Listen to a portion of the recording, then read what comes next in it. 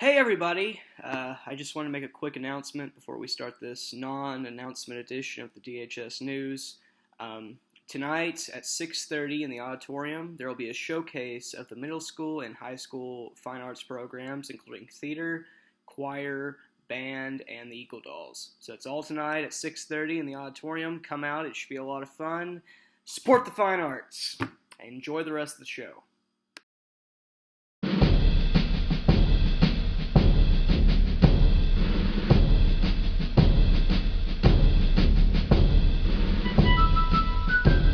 Hi, and welcome to Warm, Cozy Fireplace Chats with Blake and Benji.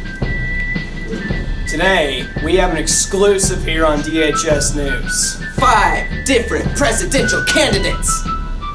Bernie Sanders, Hillary Clinton, Marco Rubio, Ted Cruz, and obviously Donald Trump.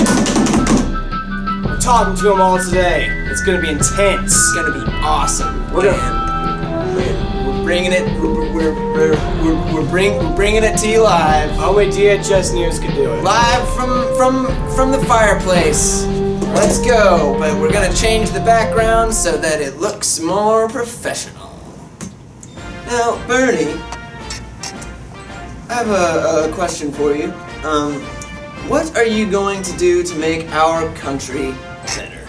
Well, there's several issues, but first of all, we got to get free college tuition for you kids, so y'all can get educated, and y'all can you don't have to pay so much, don't have all these college loans. Exactly. And then we got to get health care, because when you get out there, we got to pay for health care for our people. And then we got to get you a wage, $15 an hour minimum wage. We got to do that, and then we can talk about other stuff. That sounds good to me. I like that a lot. How are you doing, Hillary? You're looking beautiful too. I'm very good, thank you. Yes, you, as Blake said, you are looking very radiant. How are the kids? My daughter's great. She's looking to go into politics as well. Oh, I'm sorry. Senator Ted Cruz with a beard. Indeed. Senator, what do you plan to do to make our country better? Well, what I plan on doing is reinvigorating the American spirit. What we're going to do ultimately is ensure that the federal government is following the laws, the rules of the country, which is something that's not happening under this current president. We are going to essentially take power out of Washington, from Washington, and put it back with we the people. How's Bill doing? Yeah, how's Bill?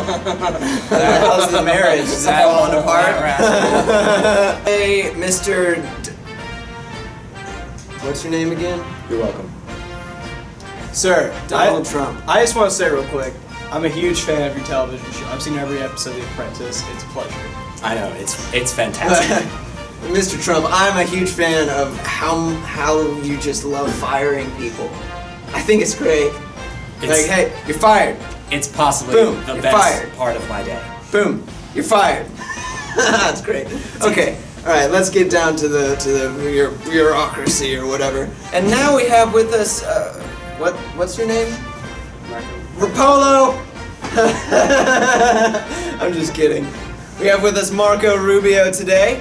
Marco, what are you going to do to make our country better? Well, I simply believe that we as the American people have lost our values, and I believe that as a country we need to go back to the old ways, and that we can somehow tie in those old ways to the parts where we as the American people just make our country great again. But how do you plan on financing these plans?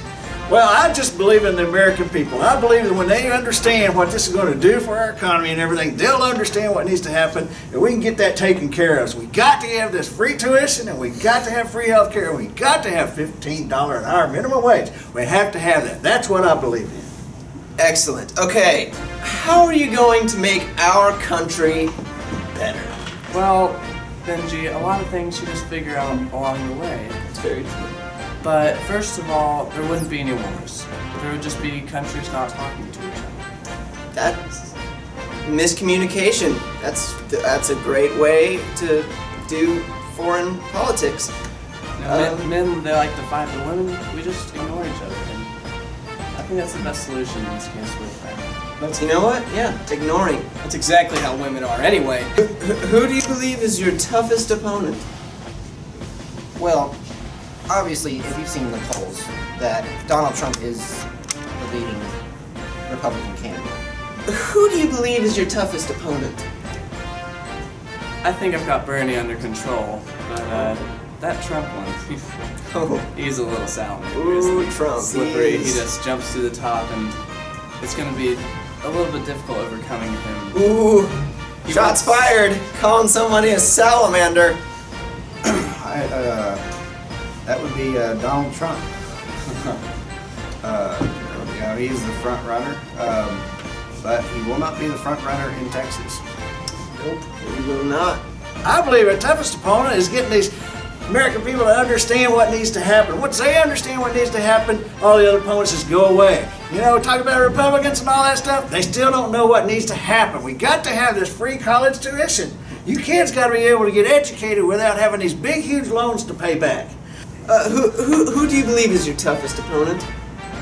Myself. I struggle with myself. All the others are just noise. Inside me is my toughest opponent, and I actually have to provide competition for myself because no one else does. I didn't realize how deep you were, Donald Trump. You got like a tiger in the cage. You got to feed it something. Oh yeah. Wow. Yeah. Well, well, I guess, how do you plan on beating your toughest opponent, which is yourself? How would you beat yourself?